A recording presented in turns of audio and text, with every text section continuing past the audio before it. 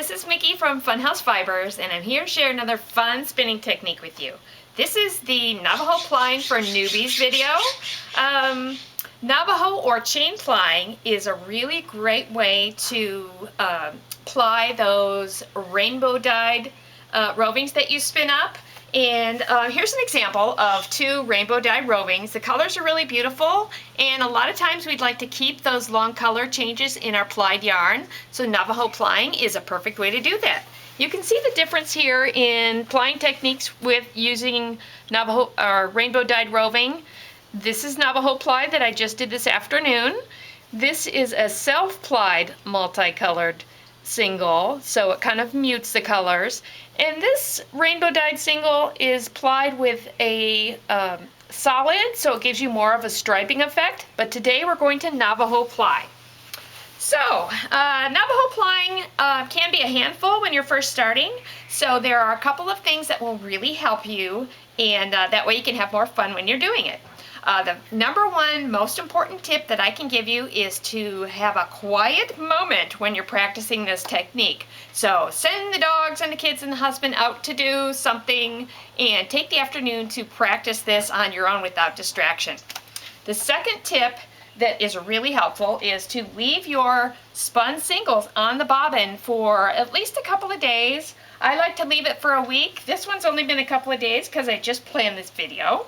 So the thing that will happen when you have freshly spun singles is you'll have a lot of active twist in your yarn. And some of that twist can act like tangles, and that's just one more thing to worry about. So do yourself a favor and leave your singles on the bobbin for a week and then try this.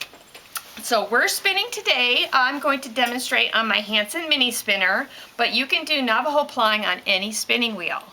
The reason I like to use my Hanson spinner is that I can put it on a very low speed and not worry about my feet, so I'm only worrying about what my hands are doing. But if you're doing this on your spinning wheel, just treadle really slowly. So let me show you how I set up my spinner for Navajo plying. The first thing I'm going to do is take my single off my Lazy Kate, and I'm going to tie a loop in the end of my single, like so. The loop needs to be big enough for me to put my hand through, kind of like a bracelet. And then I'm going to take my leader yarn and I'm going to tie it on my single right below that loop. We can undo this when we're done plying, and that will work just fine. Okay, so there I am tied up.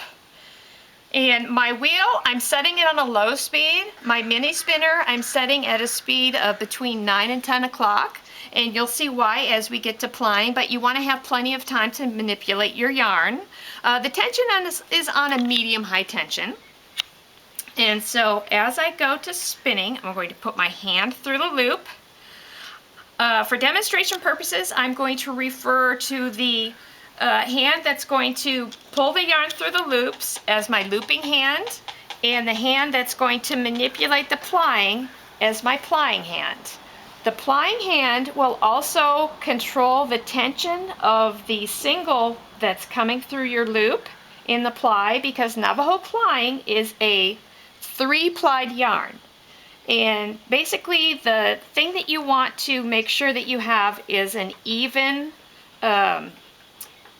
tension on your yarn that's coming through the chain, and I'm going to use my pinky for that tension. This point here, I'm always going to keep a firm grip on my plying yarns with my plying hand, and I'm going to have a fluid motion of bringing my yarn through the loops from underneath and chaining. If you have crocheted, this will be familiar to you. So let's get started here. So I'm going to put my hand through the loop, bring the yarn through. I'm controlling the center ply with my pinky, and I have a firm grip on my plying triangle. Okay, let me stop here and get started. And I'm going to use the tension of the yarn that's pulling into the orifice against the yarn that's coming off my bobbin to hold this join taut. And the reason I want to do that is that this join is where in Navajo plying it forms a natural bump as you're plying, because this yarn is turning around the corner. So this technique helps you to eliminate as much of the bump as you can. So I'm going to let my yarn go in the orifice, and then right here at the join, I'm going to slide my hand, gripping all 3 plies firmly, over the join, down past it, continuing to ply. I'm pulling my yarn through the loop, and then going back up, plying over the join, and down, pulling more yarn through, tensioning with my pinky, gliding over the join, and plying down. Feed it in the orifice, tension with my pinky, glide over the join, pull more yarn through,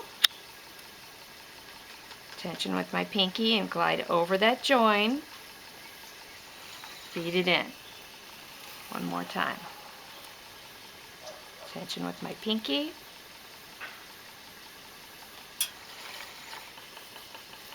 coming up to the join,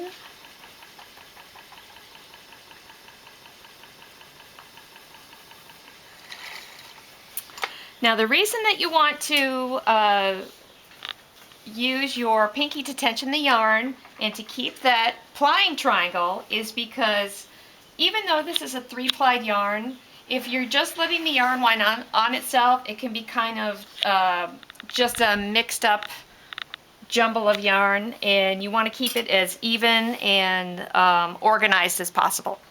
So that's Navajo plying in a nutshell. Keep on practicing. It definitely gets easier, and there are lots of other YouTube videos and spinning instructors that have great ways of Navajo plying, but this is my tip for Navajo for newbies. If you have any questions, you can reach me at funhousefibers.com or find me on Ravelry as Funhouse. Thanks for watching.